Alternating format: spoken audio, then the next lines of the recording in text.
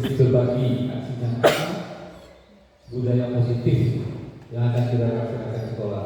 Saya di siswa ini kalau belum bergerak pada 11 karena kami sudah bulan kedua, insya Allah sampai kami kuat sampai bulan Desember karena tugasnya sangat banyak dan banyak kewajiban-kewajiban yang lain yang harus kami penuhi.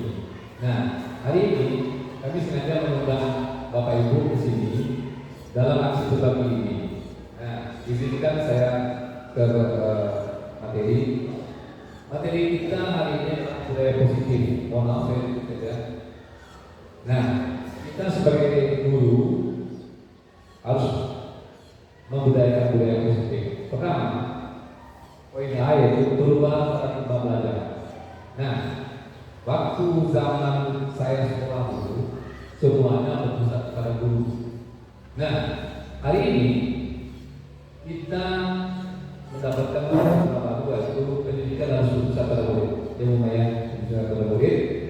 Setelah itu pendidikan harus melibatkan banyak pemangku kepentingan. Kalau di SMK ini kan ada yang tahu, bukan hanya sekedar guru, tapi ada dunia usaha dan dunia industri.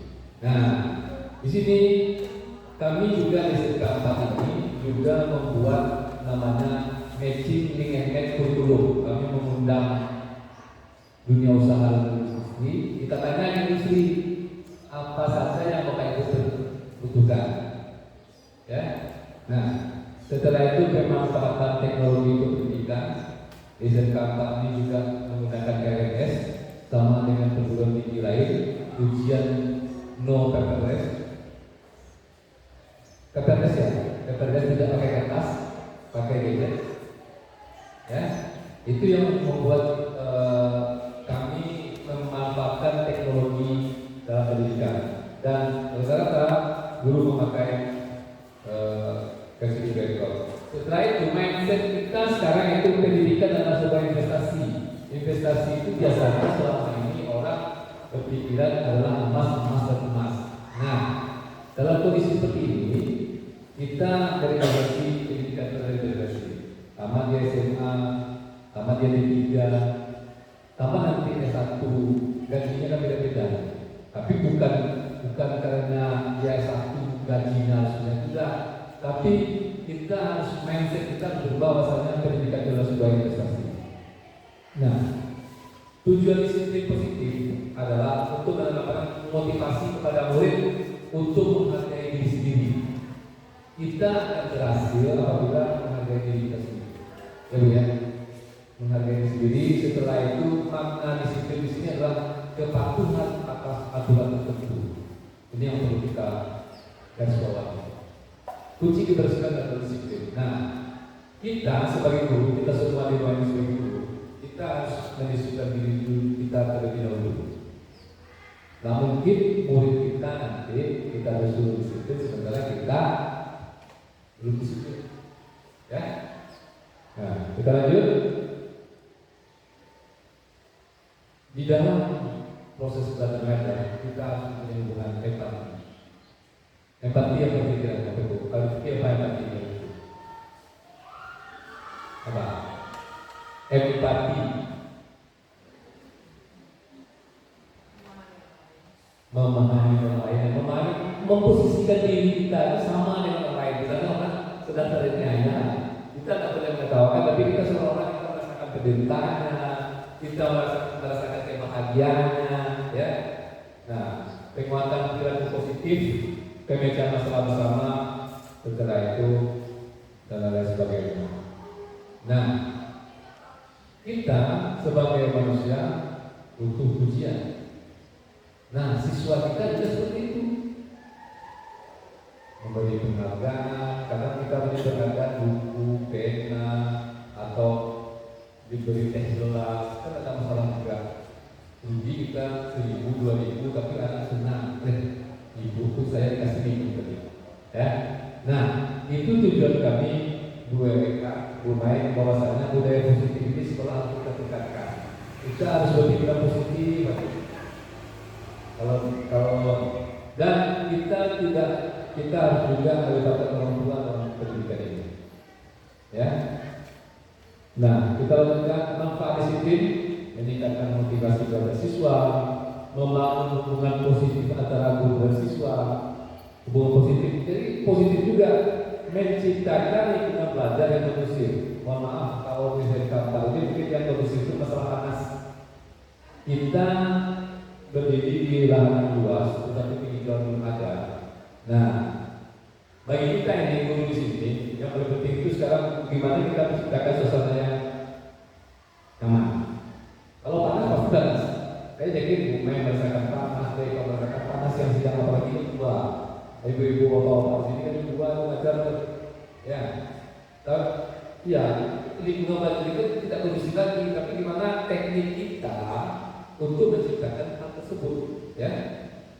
Nah, mengembangkan keterampilan sosial dan emosional siswa. Ini yang perlu kita lakukan terus. Nah, kita lanjut saja. Nah, ini motivasi. Kebanyakan motivasi siswa kita ini bersekolah, kalau saya lihat ini adalah hanya untuk mengambil uang jajan dari orang tuanya. Kalau udah sekolah dia pasti tidak jajan, dikasih. Nah, di situ kita tahu bahwa motivasi itu ada dua, motivasi intrinsik, ya. Setelah itu ada motivasi ekstrinsik. Nah, motivasi ekstrinsik ini adalah belajar rasa ingin tahu. Berdasarkan ya. Setelah itu kalau ekstrinsik adalah belajar menjadikan nilai bagus. Dan itu kebanyakan siswa kita, kapasitas siswa hanya mendapatkan tinggi nilai bagus. Dia tidak mau tahu pelajaran kita, yang penting bagus. Raportnya tidak bersalah, ya kan? Dalam ilmu pun tidak masalah, yang penting nilainya tidak ada merah, tidak ada yang ngulang, belum kompeten.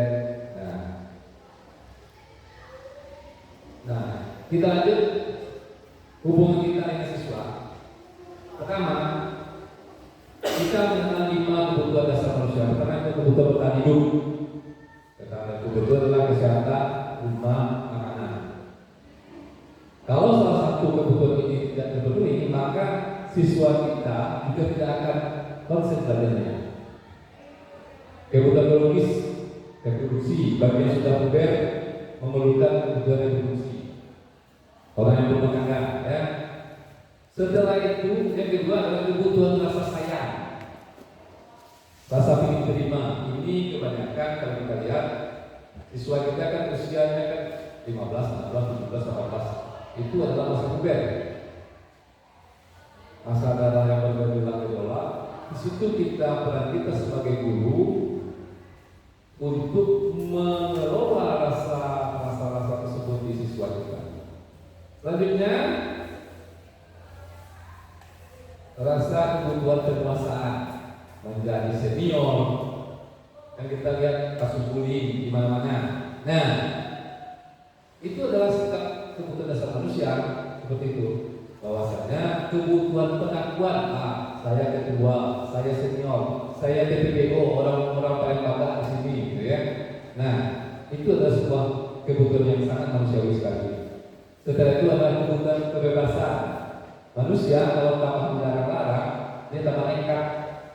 Jadi kalau Bapak Ibu, kami berbagi pengalaman ini, kalau misalnya ada permasalahan dilarang, cenderung manusia itu lebih seperti disuruh.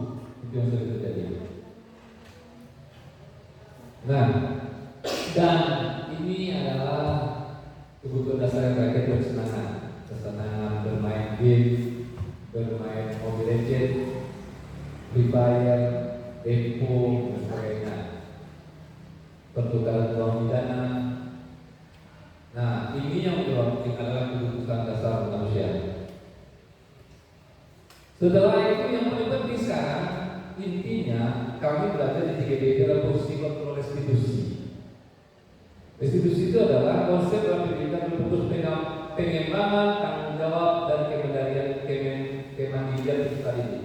Apa itu restitusi? Nah, pertama kita sebagai guru ini kebanyakan adalah penuntut. Salah siswa menggunakan rumah fisik, lari-lari dan sebagainya, ya. Fokus pada kesalahan peserta didik tanpa kita tanya apa permasalahannya dan cara memberikan kesempatan untuk memperbaiki diri. Kita semua ini saya yakin pernah mengalami di posisi itu, termasuk ibu-ibu yang baru ini.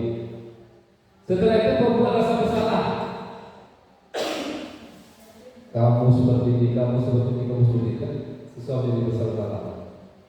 Ya, menggunakan bahasa yang menghakimi dan menyalahkan, itu yang sering kita pakai selama ini, termasuk saya. Jadi saya mengajak kawan-kawan semua pada hari ini untuk nantinya ada program jarang memberikan dukungan emosional. Kita sebagai guru jarang memberikan dukungan itu. Dan siap saya mengajar pulang, saya sekali itu selama ini. Bahkan saya pun kadang-kadang ditanya siapa nama siswa saya kok bakalan tahu. Tapi seiring dengan perkembangan saat ini, kita belajar bersama, mengambil ilmu bersama, kita ubah mindset seperti itu lagi. Itu tujuan program ini, kita berubah bersama. Nah, kita sebagai teman, guru sebagai teman, kalau ingin jadi teman bagi strategi sehingga kesulitan kita aturan, itu seperti itu. Terlampau dekat dengan strategi dan juga bagus, ya. Kadang-kadang kalau bapak-bapak yang masih lancar ini jatuh cinta sama siswanya, ya, itu yang akan terjadi. Jadi kita tidak boleh juga menjadikan terlampau dekat dengan siswa. Setelah itu menjadi pemantau. Masih dari jauh sekarang dari jauh siswa terlambat kita boleh beritahu agar kita kasih pemahaman, ya. Setelah itu yang terakhir yang kita maunya itu adalah kita sebagai guru harus kita menjadi manajer, ya. Menjadi manajer membantu peserta didik memahami konsekuensi. Jadi kita itu manajer di dalam kegiatan ini. Nah, kita lanjut. Mengapa posisi manajer itu membangun hubungan positif, meningkatkan motivasi, mengembangkan keterampilan sosial dan membentuk karakter. Membentuk karakternya memang susah, ya. Nah, ini kita sedikit ya. Nah, ini lagi, Bapak Ibu, saran saya ini kalau masuk ke kelas atau kita kan baru masuk ini harusnya. Nah, buatlah keyakinan kelas. Buatlah keyakinan kelas. Keyakinan kelas itu contoh seperti ini. Mengapa keyakinan kelas itu membangun budaya positif, meningkatkan disiplin guru, meningkatkan kualitas belajar dan menambah karakter. Kalimat keyakinan kelas itu kami sering menghormati, betul ya? Kami bertanggung jawab atas tindakan kami. Juga usaha besar di kelas. Tidak ada beberapa perjanjian, tapi keyakinan bersama. Ya, keyakinan bersama. Kami berusaha menjadi sesuatu yang terbaik. Ini jadi teknisnya adalah kami akan menciptakan lingkungan belajar yang baik. Itu yang dinamakan keyakinan kelas. Saya yakin Bapak Ibu akan ketemu hal-hal seperti ini nantinya. Kalau Bu Mai pun nanti dimanapun acara gitu sekarang Bu Mai, acara pendidikan ini selalu dibingungkan ini keyakinan kelas, segitiga institusi. Saya pun bingung awalnya 3 institusi, sebetulnya 5 kontrol, budaya positif, visi, profil Pancasila. Nah, itu aja kalau dunia kita masih seperti juga, tapi kalau dunia yang lain mungkin seperti itu. Nah, contoh keyakinan kelas kita buat ini misalnya kami saling menghormati, kita libatkan semua siswa, kita buat perjanjian, kita padang di dinding. Kita buat kalimat-kalimat seperti itu, kalimat-kalimat yang mendorong, yang akan menjadikan semangat, yang akan terjadi yang bagus, ya. Setelah itu menerapkan keyakinan kelas itu guru harus menjadikan model dalam keyakinan kelas. Akui perilaku positif ini yang sama kita masih ada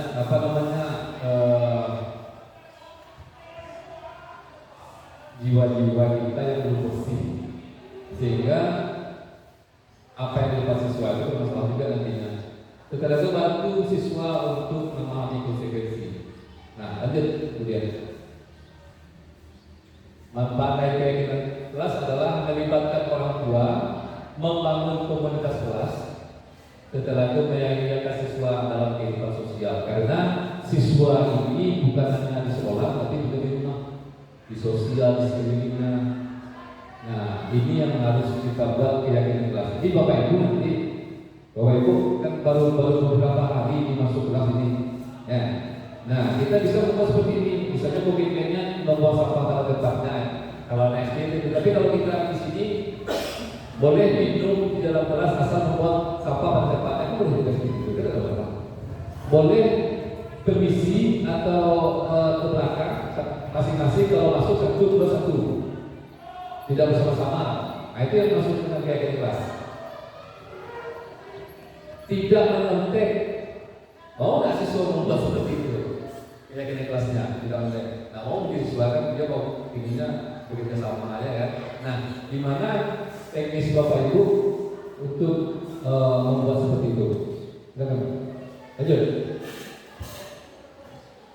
Nah, ini yang lagi ini segitiga restitusi. Segitiga restitusi pendekatan dalam mendidik yang bertujuan untuk membantu siswa belajar dari kesalahan mereka. Jadi siswa terlambat, tak boleh sampai langsung. Ya, bertujuan membantu siswa dari kesalahan mereka. Misalnya terlambat. Kalau siswa terlambat itu kan biasanya kalau bahasa Minangnya uang tapi itu salah. Menuliskan. Tapi yang kita isikan adalah bisakah Anda besok memasuki Tuhan? Kita harus memberikan kalimat positif pada anak itu. Tapi kita selama ini kita selalu menjas. Wah, kalau berjuang tidak memperhatikan pelajaran. Bahasanya tidak tukar, tapi tujuannya sama. Nah, itu kan tertentu ada. Bisa tidak kita patuh dengan aturan itu? Itu kalimatnya. Itu yang dimaksud ketika diskusi mereka. Bahwasanya kita ke siswa itu harus positif aja terus. Biarpun dia sudah bermasalah, tapi kan bahasanya kan memang enak kan, jadi tidak makan susah juga. Tapi kita harus selalu positif. Nah, kita harus paham aturan ya. Kita harus ikut aturannya. Itu yang menentukan. Jadi konsep berfokus pada hubungan perlawanan atas kesalahan pengembangan karakter siswa. Lanjut dulu ya. Nah, pertama, segitiga restitusi itu adalah menstabilkan identitas.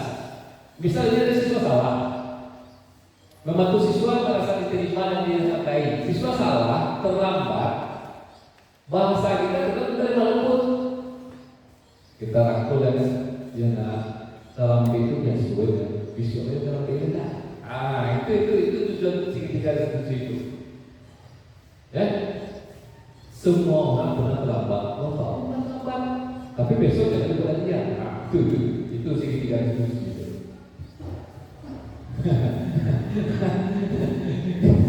Kita sangat santun, bisa duduk beda-beda. Nah, udah ramai mah. Kita ada seperti itu ya. Bisa duduk beda. Nah, dalam segitiga menstabilkan identitas. Jadi siswa itu merasa dihargai, besok dia tidak mau lagi. Ya, lanjut. Setelah itu mengakui bahwa siswa itu salah, tapi tanpa menyalahkan mereka. Ini siswa itu tanpa menyalahkan mereka. Aku saya Bapak dan di bawahnya kamu itu kesal kepada kawan, ya kan? Tapi bukan dengan cara menyinggung dia, tapi bahwa dia baik-baik, cara baik-baik. Ya, dengan perasaan ya. Ya, karena segitiga kebijakan ini. Tapi kita coba, bahwasanya validasi ketika salah kita memang memvalidasi, bukan membenarkan pekerjaan itu ya, tapi adalah mengatakan bahwa itu memang betul salah itu. Nah, kita lihat ya. menanyakan keyakinan, membantu siswa memahami nilai-nilai yang mereka yakini, bagaimana tindakan mereka berkaitan dengan nilai-nilai tersebut. Menurutmu kita tanya tindakan ini sesuai dengan nilai-nilai yang kita pelajari di kelas tak? Nah, ini kita kan sudah berjaya di kelas tadi, karena terlambat juga. Kita tanya pendapat yang bahwasanya ini sudah sesuai dengan aturan sekolah tak? Itu namanya menanyakan keyakinan. Jadi segitiga tadi apa tadi? Pertama tadi menstabilkan identitas supaya anak ini tidak terlampau menjadi terpidana. Setelah itu memvalidasi kesalahan, ya. Yang ketiga adalah menanyakan keyakinan. Bisa tak anak berubah? Bisa tak berubah? Bisa tak seperti ini? Bisa tak seperti ini? Ya, kita lanjut ya. Nah, mengapa segitiga restitusi ini penting? Pertama yaitu fokus pada pembelajaran. Jadi masuk fokus pembelajaran ini, anak kalau terlambat, saya bisa begini, tidak lama-lama ngomongnya, karena anak terlambat itu otomatis dia mau belajar kan? Dan dia pasti kalau tidak mau belajar, dihukum sebentar, itu sudah masuk lagi. Kalau dia tidak mau belajar, dia dibuang. Berapa dia hidup lama-lama? Ya kan? Nah, pasti ada niat yang belajar. Yang kedua itu membangun hubungan, memperkuat hubungan antara siswa dengan guru. Saya minggu kemarin saya pikir kebetulan Bapak Kepala Sekolah kemarin diusir oleh Pak Sumatera dari Waluyo. Kita berdirikan di sini sekitar 2 jam. Saya bilang sebenarnya di sini, kamu minggu depan saya pikir lagi. Saya tidak mau siswa yang ada nama sebanyak 50 orang ini. Tidak mau berapa lagi saya bilang. Ya, 50 orang terlambat. Kita lakukan pendekatan itu paling nanti berkurang juga ya. Tidak semuanya saya juga semuanya. Yang terlambat pasti tetap ada. Tapi 50 orang kita kasih tindakan seperti itu berkurang 20. Kan ada juga asurannya. Nanti ada juga PPN baru masuk. Pasti ada. Ya. Setelah itu mencegah terulangnya kesalahan. Ya. Nah, ini yang kita lihat dalam segitiga restitusi ini. Lanjut. Nah, ini salah satu contoh segitiga restitusi. Menstabilkan itu adalah waktu kita tahu siswa mencontek, kita membuat aku tahu kamu ingin mendapatkan nilai yang bagus, tapi mencontek adalah tindakan yang salah. Pakai kata lima penonton di depan kamu kan tidak masuk, kamu salah ya, kamu contek. Nah, validasi tindakannya adalah mencontek berarti tidak menghargai diri sendiri. Teman-teman baca dengan sungguh-sungguh. Setelah itu adalah menanyakan. Setelah kita proses, kita menanyakan keyakinan siswa ini, apakah dia benar-benar serius untuk tidak mencontek lagi. Ya. Nah, silakan lanjut. Dan manfaat lainnya adalah meningkatkan kepedulian siswa, membangun empati dan meningkatkan kepercayaan diri. Lanjut. Nah, ini poin terakhir yaitu menciptakan lingkungan belajar positif dan mendukung dan menyerahkan pendekatan ini dan dapat membantu siswa tumbuh menjadi individu yang baik. Baik, untuk kali ini saya mengucapkan terima kasih atas kehadiran Bapak Ibu. Boleh Bu, silakan. Silakan. Kalau ada boleh. Kita membuka peluang untuk bertanya. Kita diskusi ya. Ya, diskusi. Silakan Bu. Boleh? Iya. Ya.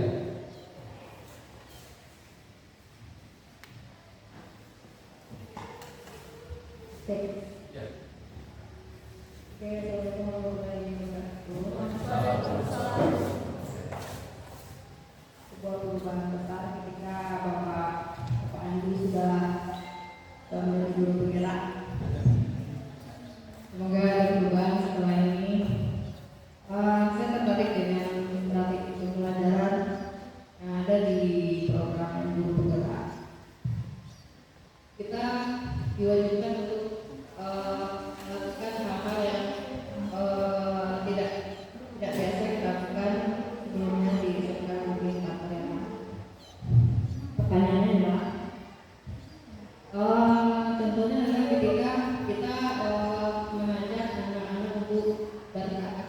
positif atau aktif. Bagaimana caranya ketika apa yang kita programkan itu tidak tercapai? Misalnya ketika saya tahu terlambat itu tidak bagus, tetapi mulai minggu depan jangan terlambat lagi. Dan kenyataannya minggu depan kita menemukan anak itu terlambat lagi.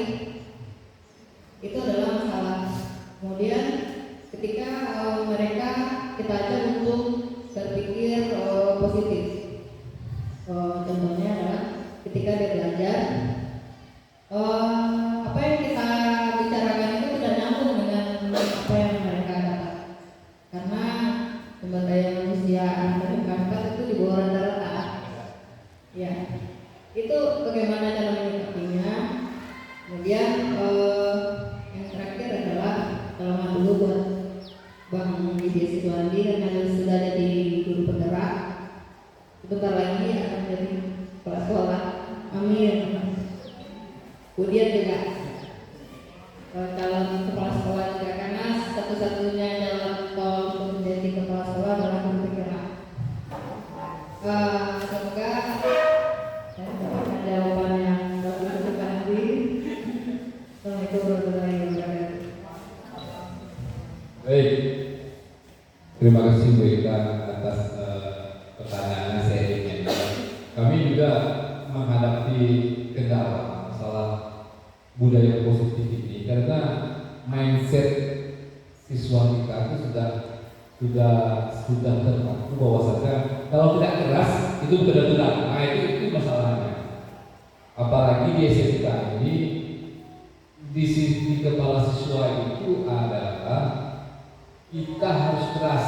Apa BDD, Ibu BDD, Bu Maida pun yang lemah-lemah guru lain ini terpaksa ikut seperti itu. Nah, menjawab pertanyaan Bu Eka tadi bahwasanya kita sering di budaya segitiga restitusi menukar kalimat menjadi kalimat positif, ikut aturan.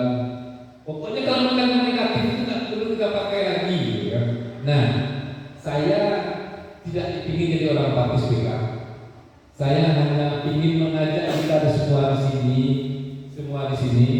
Saya contohnya Pak Oka ini biasanya orang paling keras di sini. Tetapi kalau kondisi sekarang, saya lihat tensi sudah mulai turun, termasuk Pak Alba ini. Tapi kita berusaha untuk melayani karena prinsip yang indahnya kan filosofi yang ada dewantara. Kita harus menuntun, selalu menuntun. Nah, itu yang membuat saya positif di situ. Menuntun itu apa? Jadi artinya menuntun kalau samping kan di belakang seperti ini. Nah, kalau menuntun filosofi yang dewantara, kita menuntun samping. Kita menuntun sampingnya. Menuntun orang buta yang menuntun samping, orang itu makan kita. Tapi kalau menuntun hewan di belakang. Nah, mereka saya tidak mau jadi orang batin apatis. Kita mulai minggu depan, mulai minggu besok, mulai nanti kita harus meningkatkan bahasa positif kita kepada siswa. Bagaimanapun sekarang terlambat kita kasih kamu harus dapat peraturan dan kita buat peraturan itu terlambat. Besoknya dia terlambat lagi. Nah, itu adalah tantangan kita untuk merubah semua itu.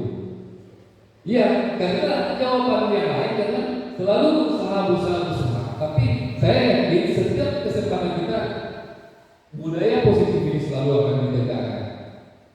Ya, apa tadi yang kedua? Yang kedua itu bahwasannya apa tadi kan? Ya, pokoknya ke SDM. Nah, baiklah. SDM kita jujur ya, orang masuk ke SMK 4 ini adalah orang yang paling baik kalau menurut saya. Kenapa orang paling baik? Dia berusaha di tempat yang lain tidak lolos, ya, berusaha di SMK 1, SMK 2, SMK 3. Nah, dengan tidak lolosnya di sekolah dia itu, dia mewakafkan dirinya di SMK 4 dengan ikhlas lagi. Nah, tugas kita tugas kita mendidik mutiara-mutiara yang dulu di Bostok ini. Kita khusus kalau apa-apa sudah habis dan kita itu tidak. Artinya adalah saya mengajak kawan-kawan kita semua di sini tetap semangat menggosok intan-intan. Ada orang bilang intan berduri, ada intan yang gelap, atau intan maghrib kan ada juga seperti sebuti kan. Nah, itu tugas kita lah di sini untuk yang seperti itu berkah. Ya, saya itu kan kayak kita semua di sini. Terlebih kita sekarang kan ingin maju gitu aja. Perlu kita belakang kita usah lagi, ke depan aja lagi. Tidak perlu kita cerita yang lama ini. Sekarang kita dukung program yang baru-baru ini semuanya. Begitu. Ya, baik. Mungkin untuk hari ini dari saya cukup sekian. Nanti dari Ibu Dian ada juga sama juga materinya. Ya, terima kasih Bapak Ibu atas waktunya. Saya ini bila itu. Assalamualaikum warahmatullahi wabarakatuh.